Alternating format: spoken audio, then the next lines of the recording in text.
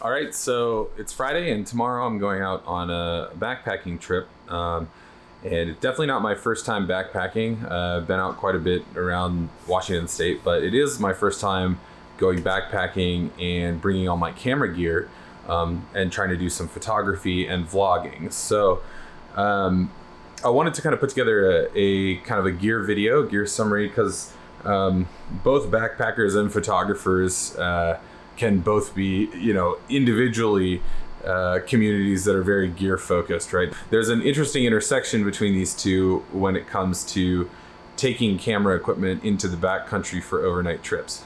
So yeah, let's start with talking about the packs a little bit. On my left, I've got my Shimoda bag. So like I said, this is my go-to camera bag. For generally like day adventures, this is an amazing pack. It's got, it's just brilliantly designed. Shimoda is a company that I really like. They have a lot of great YouTube content from their head product designer, Ian.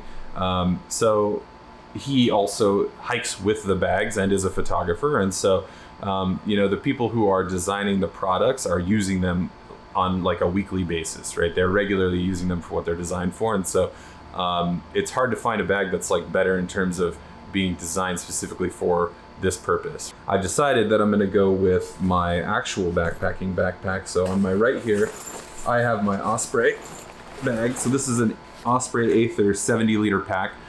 70 liters is like enormous, right? I bought this bag several years ago, and it's got more than enough room for backpacking, right? So it can actually be a bit of a trap, because you have so much room that you can bring you can really bring too much, right? Like it's easy to overpack and then end up with a pretty heavyweight bag. So I have hiked trips with this where my load was like 40 pounds once you kind of count food and beverages and stuff.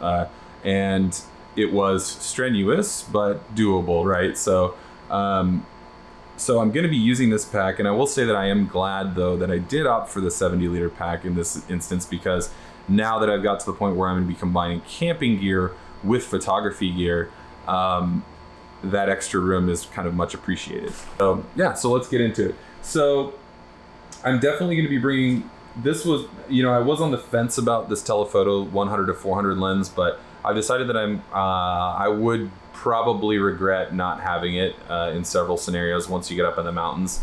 It's just so nice to have that versatility to be able to kind of like reach out with your camera and pick out smaller compositions in the landscape when you're at a spot at altitude with a really nice vista.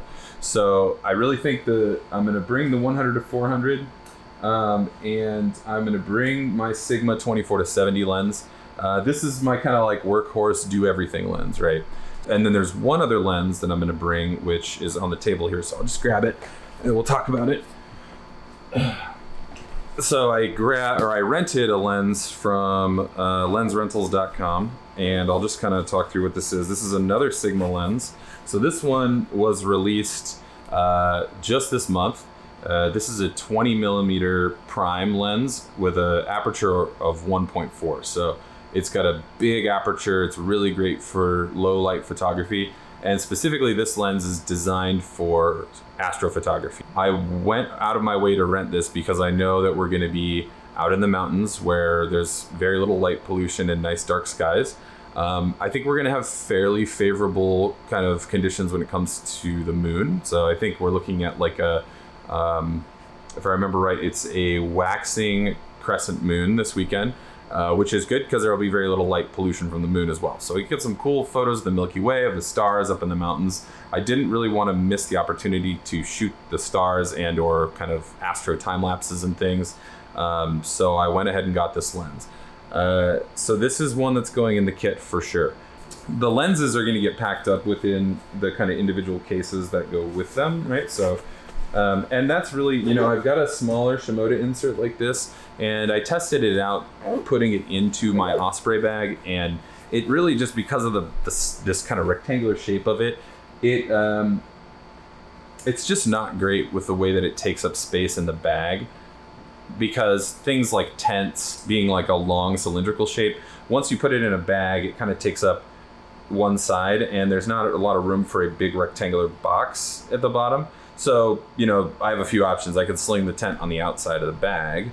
But then again, like everything else that I would have packed in the main body of the pack is kind of cylindrical in shape. That's just the way that stuffed sacks are designed these days. So like it just like in terms of pieces fitting together, square cylinders, they weren't really working for me. So what I'm going to do is pack my lenses in these cases, which are a lot more cylindrical, right? So similarly, I've got the original case here for my 100 to 400 telephoto lens from Sony, and this shape packs a lot better down next to a tent, right? And it fills that void in the bag much more easily. So I'll go ahead and drop that in here now, since that's definitely coming along in this case. And as far as the camera itself, the camera body and the 24 to 70, I have a Peak Design clip like this one that goes on the strap of my backpack, which you can see right there. So the camera itself I'll clip to the outside of my bag. That way it's kind of handy. If I wanted to stop and take a photo really quickly, or just like some B-roll, I can just pop it off, shoot with the 24 to 70, since that's kind of my go-to workhorse lens. And then so that lens and body will kind of rest on the outside of the bag, so I don't really need to worry about where those get packed and or like how they are packaged. So let's talk about the drone itself. Get my drone out of here first of all. There we go. So this bag comes with the DJI Fly More kit. I think most of their drones these days come with a case. It's pretty nice. It's good for protecting the drone, and it has enough room in it for all your accessories. So you can slap your remote down in there. A couple extra drone batteries. Pretty much good to go from there. Okay, cool. So let's get into the gear setup overall. So I'm going to turn the camera around and we'll start looking at that. All right, let's start putting stuff into the Osprey pack and talking about what it is. So first up, tent. This is a Big Agnes 3-person tent. I love this tent. Yeah, super versatile. I got to take it out a couple weeks ago for the first time. It was new for me this season. So other things that are going to probably end up in the main compartment. We talked about the 100 to 400 lens. That's going to go in there. I think I will pack it on top of this. This is just an Osprey 20-liter dry bag. And what I keep in here is more or less all the kind of camp kitchen essentials that I have.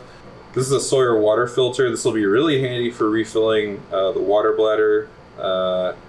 If as we hike near sources of water, this will filter out any kind of impurities, bugs, things that'll make you sick. So this is essential to have in the backcountry, so we'll definitely bring that. This is an odor-proof dry bag. I think I will bring both, and here's why. Because I can use one for food items and one for trash. So that way you don't have to mix your trash and food together. You can kind of have a bag dedicated to each of those, so I'll keep those here. And then jet oil. This is a backcountry kind of cooking system. It uses I believe it's isobutane fuel. Yep, isobutane / propane fuel mix.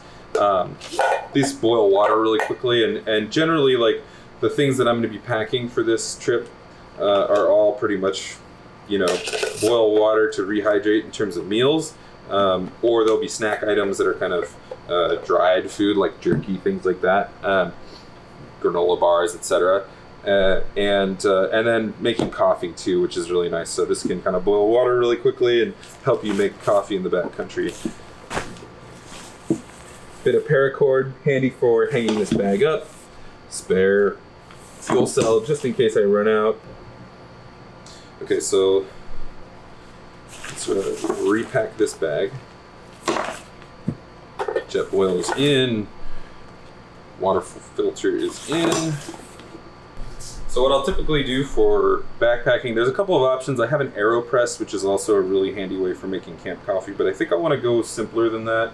And not deal with like the filters and things that it requires. So this is just like a standard kind of infuser. You can use this for making tea or kind of like a French press coffee. So put coffee in here, add boiling water. When it's after you wait a little bit, you set it on top of here, and that opens the gasket and empties the coffee out. When I bring coffee grounds, what I'll do is measure them out. It should be about 40 grams of ground coffee per 16 ounces of water. So I'll portion those out and then put them in kind of really small vacuum seal bags and vacuum seal them up to keep them fresh. So they're pre-measured. All I got to do is cut them open and dump them in here, and then throw the waste in the waste bag, and you know, good to go. So I'll put these items in here as well, just to keep the food things with the food things. All right, so 2 servings of coffee maker, and a mug. That's all I need for that. This isn't by design a bear bag, and I do eventually want to get a purpose-built bear bag for this, but it works as a stopgap in this case, where I can use a long piece of paracord hung over a tree branch and make sure I hang this out of the way of critters. And with the odor barrier bags inside it and all the food kind of packed away in those, that tends to kind of do the trick, at least for now. So this is ready to go in the pack. There we go, that fits down next to the tent. So then this is the area where we'll be packing photography gear primarily. So this is where my 100 to 400 lens comes into play. Fits right there. As well as the 20 millimeter Astro lens. And one thing I'll probably want to do here, since this bag keeps on tip over, is go ahead and talk about my sleep system and get that packed in here so it sits a little more stably. So let's just close this up for a minute, talk through that, and get it packed in here. This is a Nemo sleeping bag. It's the Disco 15. Comfort rating of 25 degrees Fahrenheit, which is pretty great as a 3-season sleeping bag. In terms of the forecast for this weekend, we're not looking at temperatures below like 40 Fahrenheit. So I would just describe that as nice sleeping weather, more or less. Let's go and pack this in here. One of the nice things about the Osprey packs, well, I guess maybe other packs as well, but they have a specific area in the lower part of the pack for your sleep system, and that way you can kind of keep it separate from everything else. This is the Nemo Quasar 3D sleeping pad. It's a bit heavy at around 2 pounds when you compare it to brands like Thermarest with their kind of Neolite pads that are closer to like 1 pound. But as a side sleeper, I find it to be a lot more comfortable. And I think I am willing to kind of haul an extra pound of weight for the additional comfort. The pad's over 3 inches thick, so it's got a lot of padding, which is nice if you kind of roll over and you end up putting like a knee or elbow down while you're trying to reach for something in the tent. You don't kind of just push straight through the pad and kind of feel the ground underneath it. All right, the sleep system stuff is all crammed in the place where it goes. That'll do, and then we can pick this bag back up and it should stand a little better on its own, which was the big issue that I was having up until now. Just a standard kind of first aid kit, ultralight. This is just really handy to have, even if you need some Tylenol or something like that, bandages if you kind of get a small cut. I don't really anticipate any sort of major injuries, but you never know. And this can kind of cover a lot of things, including just like little annoyances like bug bites, stuff like that. Just nice to have. A couple other little things that I'll pack. This is a fire starter, so just kind of a flint and flint striker, right?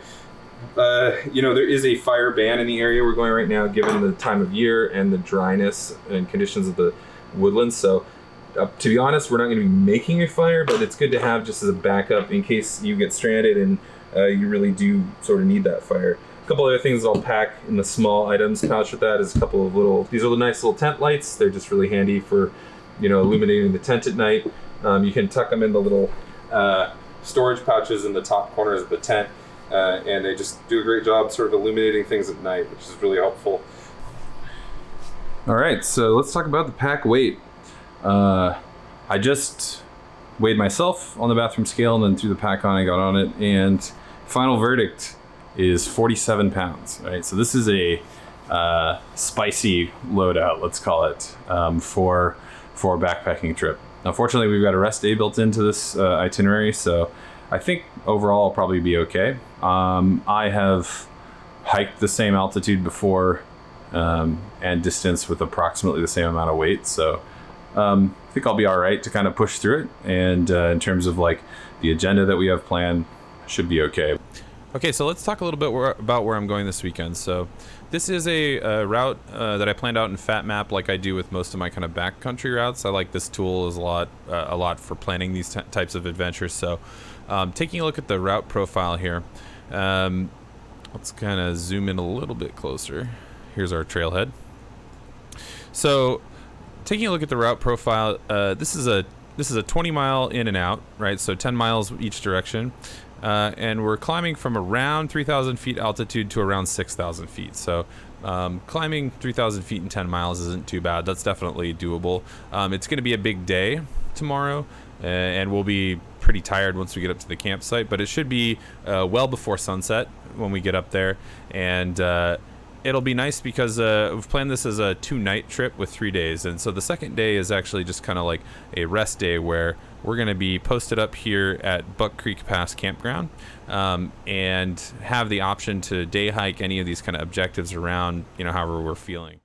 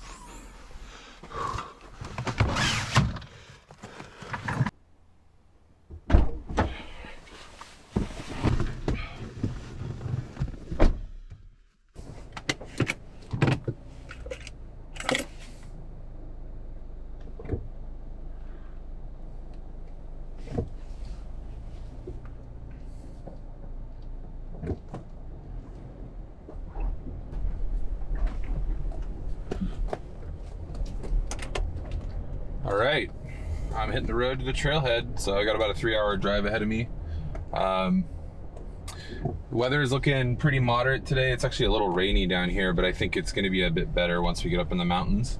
I think we're expecting partly cloudy today, and I'm really kind of hoping that by the time the sun starts to set, that most of the clouds kind of burn off, because otherwise we're going to have not really a good opportunity to take any photos of the stars. So anyway, fingers crossed that the weather cooperates, but at least I'm excited for some of these kind of more moderate temperatures for the hike. That's going to be a lot more pleasant than it's been for the past few weeks in August here. So anyway, I got a long drive ahead of me, so I'm going to get to it.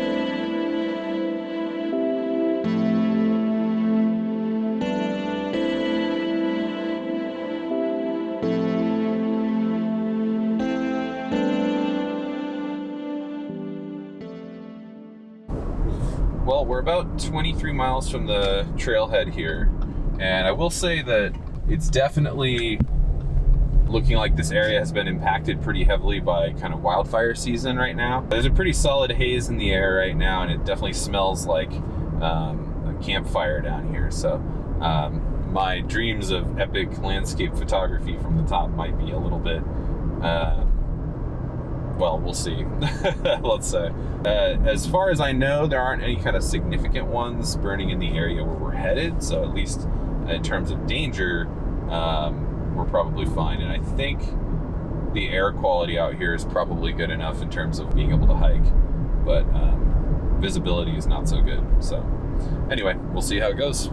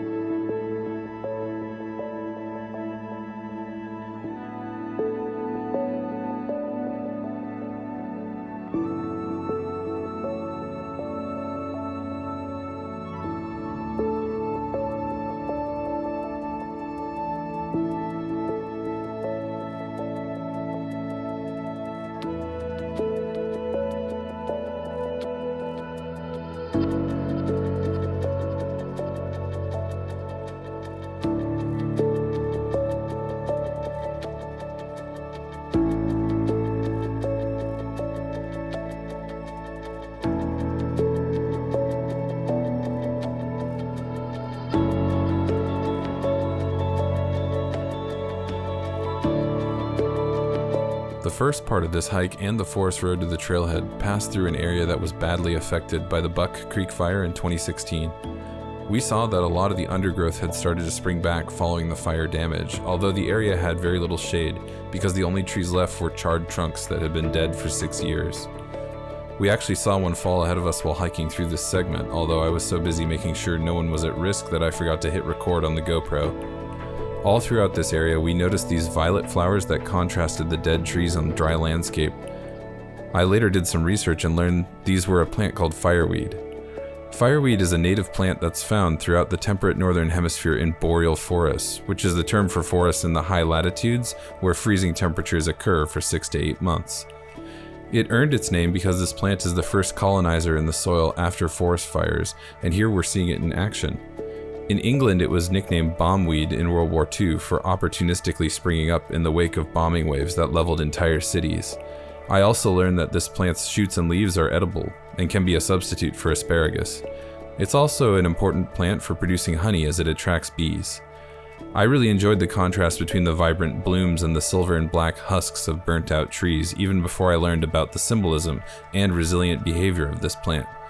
Learning more about it just made it that much more moving to remember when seeing the footage back home.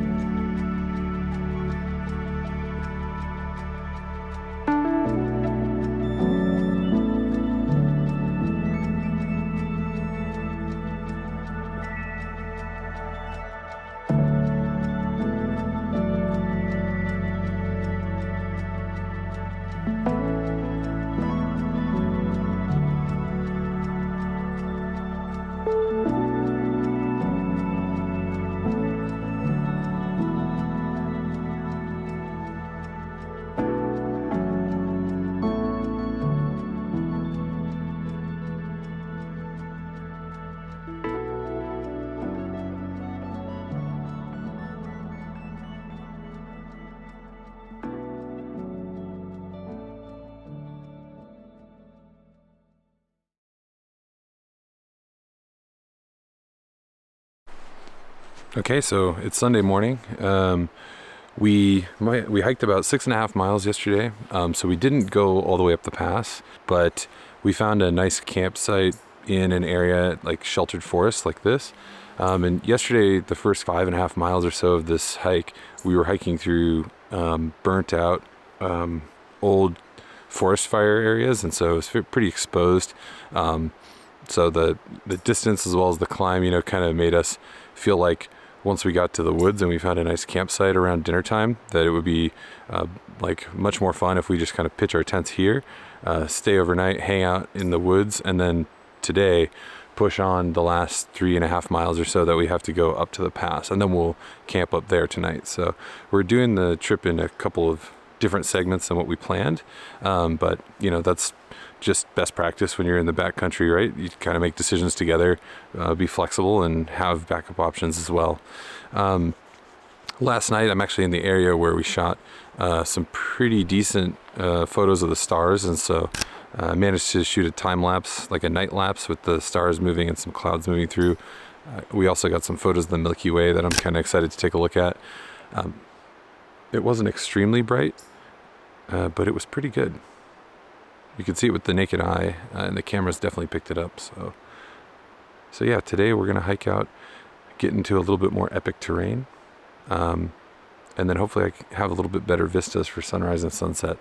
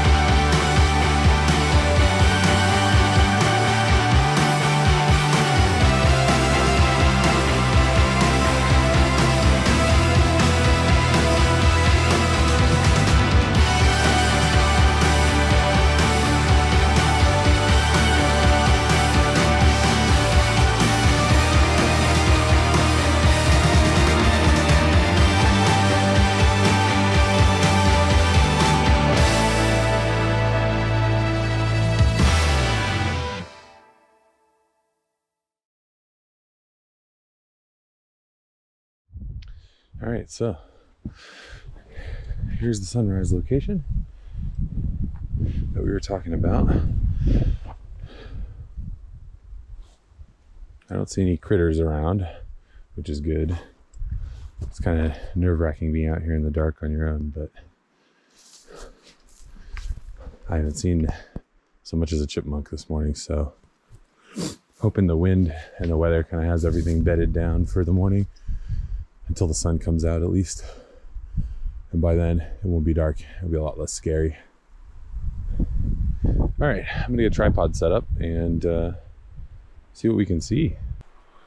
Okay, bright and early this morning. Let's see, I got up at 5 to try to catch the sunrise, and it is hard for me to check because of my gloves.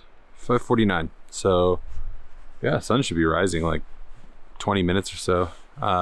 So what I'm gonna do, I already spotted Orion this morning, which is kind of unusual this time of year. Well, it's unusual unless you get up at 5 in the morning. So got a photo of that, which was kind of cool, mostly just as evidence to my friend Connor that I did see Orion, since we did some star shoots last night. But yeah, what I'm hoping for is just behind me, this peak here has a kind of easterly aspected face, and fortunately it looks like, although there's some high clouds up there, the sky is predominantly clear this direction, and the sun is kind of starting to lighten up the sky over there. So I think I actually might get a pretty nice sunrise this morning. I had my doubts when I woke up, I'll be honest. It's pretty windy, as you might be able to hear, and it has been all night, and it's been raining on and off, and so I wasn't optimistic when I got up and started putting my clothes on. But I also had to remind myself that while it sounded windy out, I was in the tent and I hadn't had a chance to look at the sky yet even. And it was cold enough that I wasn't going to do that until I put all my clothes on. So, you know, these things kind of have a way of building momentum, right? By the time I was outside the tent with all my gear, I was pretty much ready no matter what. So here we are. Okay, let's see if I can get some light on my face here. So I reckon it's just barely bright enough that the GoPro can see me. Although we're minutes from sunrise, at least astronomical sunrise. Given the heights of the mountains, it could vary by about 10 minutes, something like that. But just up behind me here, let's see, there we go. Just up behind me here is one of the peaks on Buck Mountain, and I've got a time lapse set up right now catching these clouds that are rolling over the top, and I can see just behind me in this direction, there are clouds up there are just starting to catch some sunlight, and otherwise this whole central area over this valley is wide open, blue sky. So you know, given the weather we had last night, I was kind of thinking my luck had run out as far as photography opportunities and good light this morning. But yeah, I'm starting to change my opinion on that and get a little more optimistic about it, because I think it could be really nice. So in the meantime, I'm just prepping some coffee while my time lapse is running on that peak, and gonna cook this up and sit down and enjoy it, and and just keep an eye on the light, see what it does. Cheers. Oh man, it's great.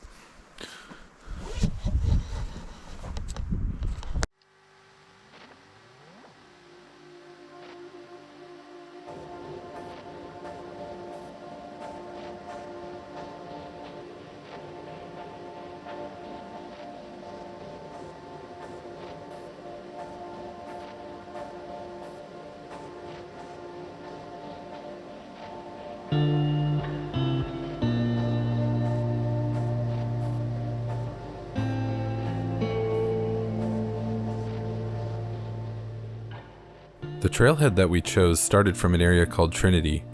Trinity was once a mining town, constructed in 1914, although there had been some early mining activity in this area as early as 1900. Copper was the primary mineral that was mined here, although silver was occasionally found. The town had a power plant, mess hall, commissary, rooming houses for single miners, and homes for married ones with families. The town even had a sawmill. At its peak, the town had about 275 men working here in the mines and the mill, but these numbers dwindled until operations shut down. Trinity was of special significance to my friend Marvin. His grandfather was the caretaker here before he passed, and Marvin had come out here to visit as a young child. This hike was his first trip back to the area in a long time, and he wanted to explore the trails that had so captivated his grandfather in his later years.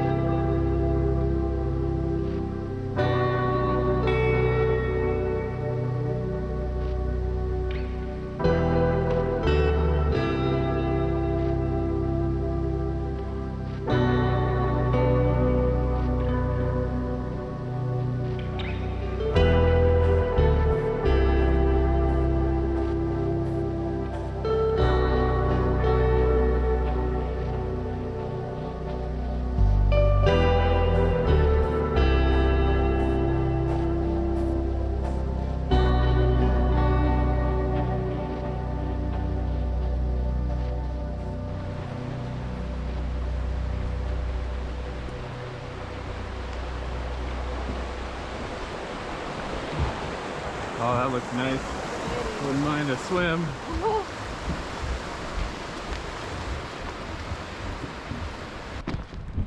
Oh, we made it